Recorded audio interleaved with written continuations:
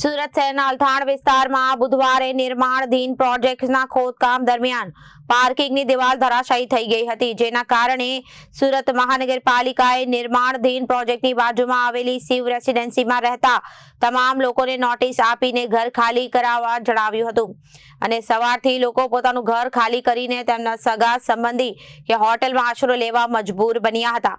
સુરત શહેરના અલથાણ વિસ્તારમાં બુધવારે નિર્માણાધીન પ્રોજેક્ટના ખોદકામ દરમિયાન પાર્કિંગની દિવાલ ધરાશાયી થઈ ગઈ હતી, જેના કારણે સુરત મહાનગરપાલિકાએ આ નિર્માણાધીન પ્રોજેક્ટની બાજુમાં આવેલી શિવ રેસિડેન્સીમાં રહેતા તમામ લોકોને નોટિસ આપીને ઘર ખાલી કરવા જણાવ્યું હતું।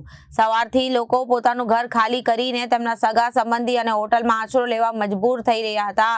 બીજી તરફ સુરત મનપા દ્વારા કડક કાર્યવાહી કરાતા ડેવલપર આર્કિટેક્ટના લાયસન્સ સસ્પેન્ડ કરી દેવામાં આવ્યા છે અને નવા પ્રોજેક્ટની દિવાલ ધરાશાયી થતા બુધવારે પાર્કિંગનો ભાગ બેસી ગયો હતો, જેના કારણે 15 થી વધુ વાહનને નુકસાન થયું હતું। મહાનગરપાલિકાએ સિક્યોરિટી ટીમો પણ મૂકી દીધી હતી।